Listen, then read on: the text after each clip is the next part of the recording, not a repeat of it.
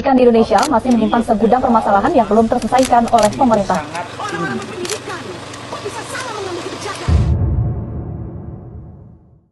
Pendidikan adalah pilar utama dalam pembangunan sebuah bangsa. Assalamualaikum warahmatullahi wabarakatuh. Sejarah mencatat bahwa Indonesia sudah mengalami penggantian kurikulum sebanyak 11 kali sejak awal bangsa ini merdeka. Diawali dengan kurikulum pertama bernama Rencana Pelajaran 1947 dan diakhiri dengan kurikulum ke-11 bernama Kurikulum Merdeka.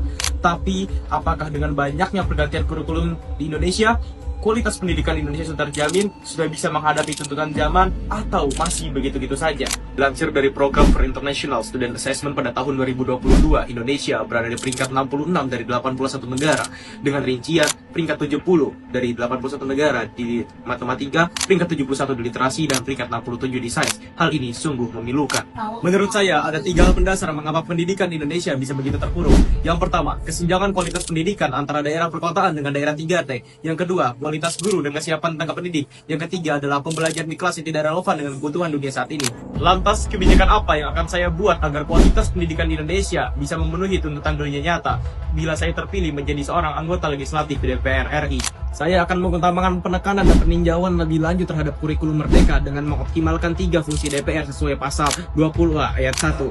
Pada fungsi legislasi, saya akan mengesahkan RUU PPK merevisi Undang-Undang Nomor 20 Tahun 2003 pasal 4 dengan menambahkan ayat yang berbunyi pendidikan diselenggarakan dengan mengikuti perkembangan zaman serta penguasaan teknologi.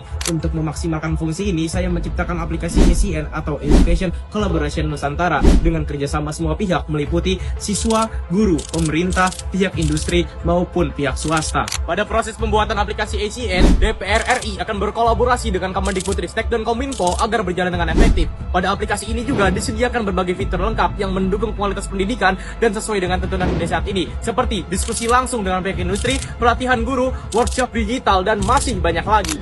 Pada fungsi anggaran, saya akan memaksimalkan pengalokasian dana APBN untuk mengembangkan kualitas pendidikan Indonesia, pengembangan rutin pada aplikasi ECN, meningkatkan anggaran untuk guru, dan pengadaan BTS yang akan bekerja sama dengan Kominfo dalam penyediaan internet. Pada fungsi pengawasan, saya akan memastikan bahwa infrastruktur dan internet pendidikan sudah merata di Indonesia, memastikan bahwa dana yang dipakai sudah maksimal, dan memantau apakah aplikasi ECN sudah bisa meningkatkan kualitas kurikulum pendidikan Indonesia. Mari bergerak bersama dalam terciptanya pendidikan yang inklusif agar tercapainya tujuan dan cita-cita bangsa ini, yaitu mencerdaskan kehidupan bangsa.